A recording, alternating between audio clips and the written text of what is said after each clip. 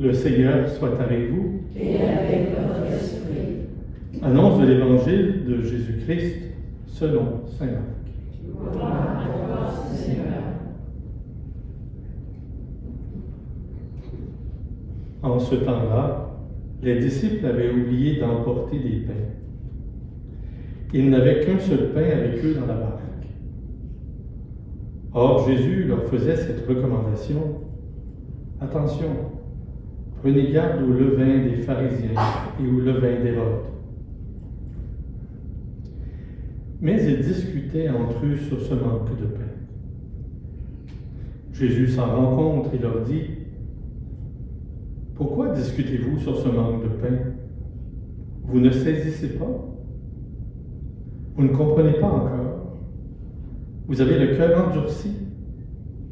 Vous avez des yeux et vous ne voyez pas?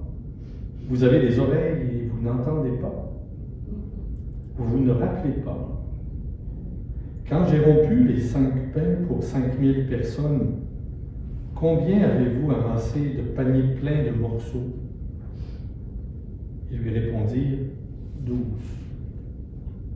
Et quand j'en ai rompu 7 pour 4000, combien avez-vous rempli de corbeilles en ramassant des morceaux? Ils lui répondirent: 7. Il leur disait: Vous ne comprenez pas encore? Acclamons la parole de Dieu. Louange à toi, Seigneur Jésus.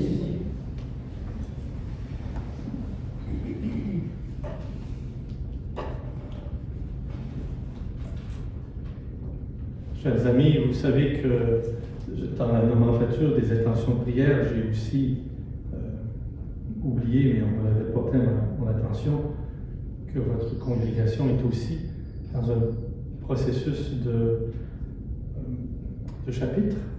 Donc, vous comprendrez que cela fera partie aussi de notre prière. C'est intéressant, l'évangile d'aujourd'hui.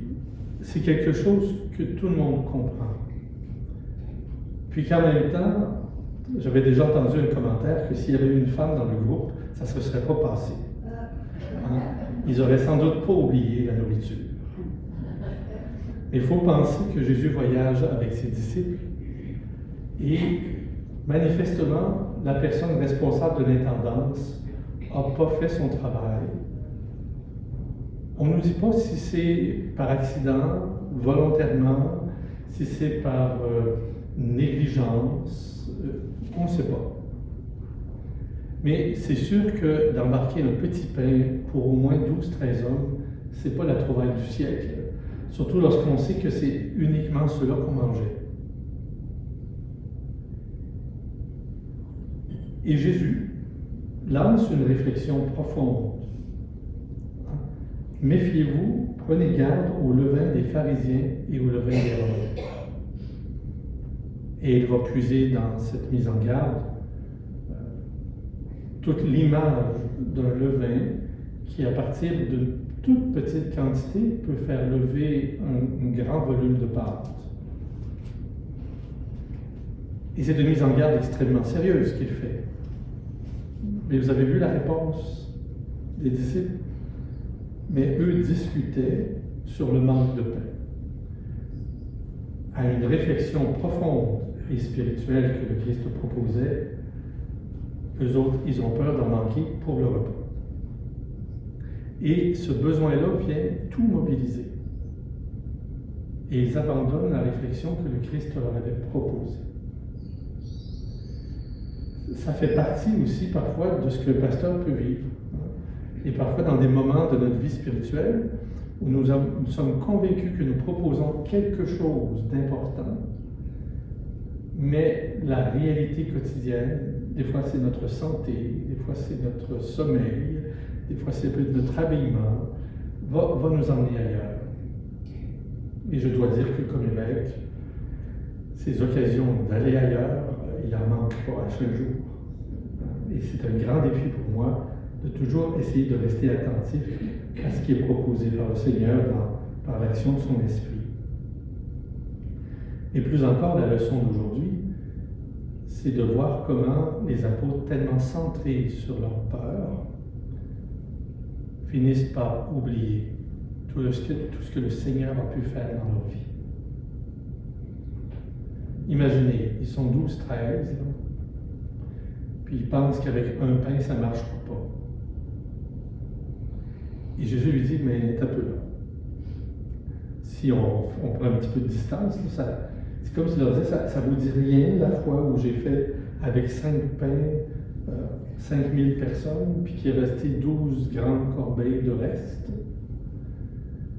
Et quand je l'ai refait pour 4000, à partir de 7 pains, ça ne vous dit rien non plus? Vous avez oublié cela également?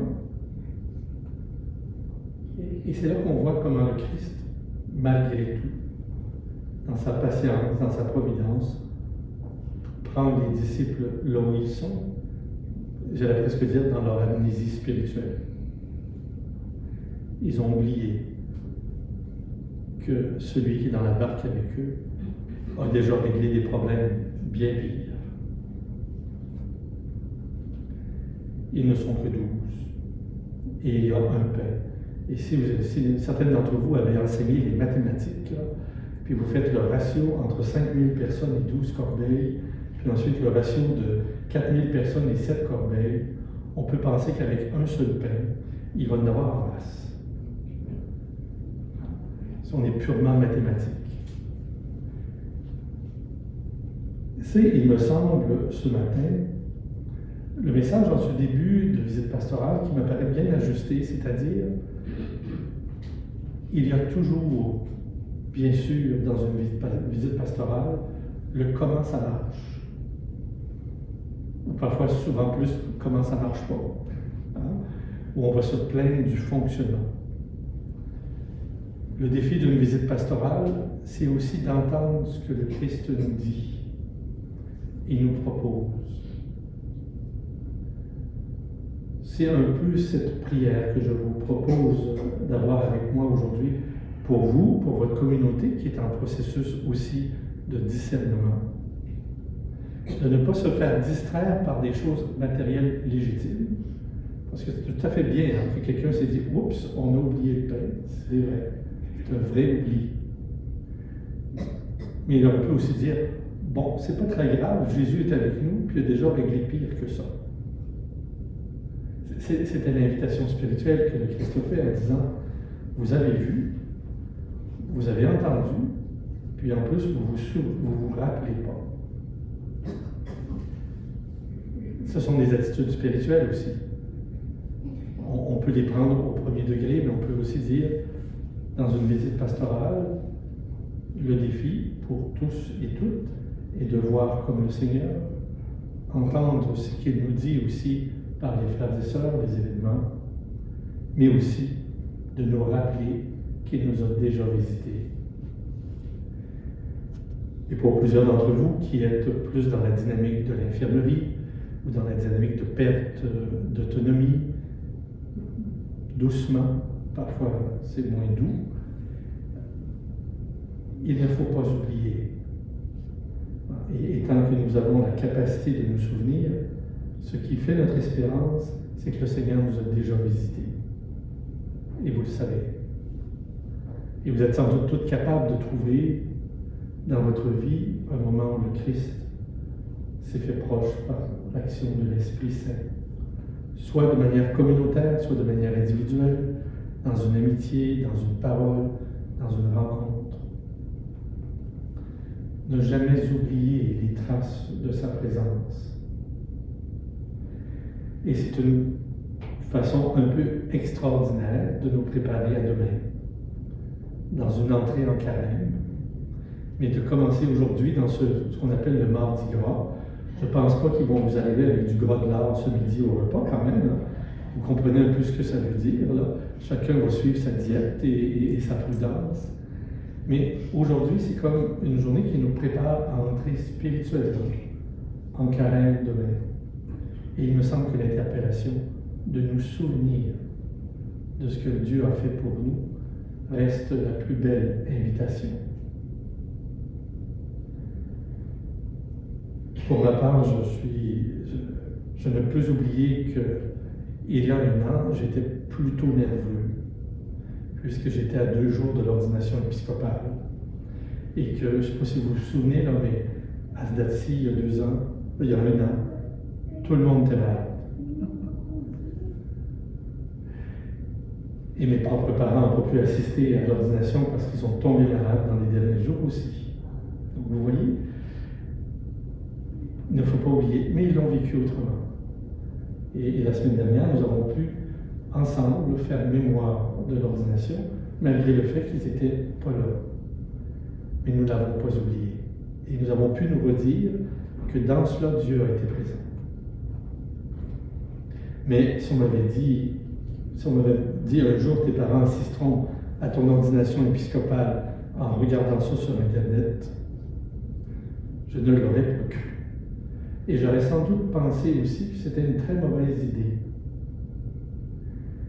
Mais dans leur état de santé, dans ce qu'ils vivaient à ce moment-là, ça a été la meilleure chose pour eux. Et j'ai pu vivre mon ordination alors qu'ils étaient en sécurité, sachant qu'ils étaient là aussi, par l'Internet, un peu comme la plupart d'entre vous sans doute.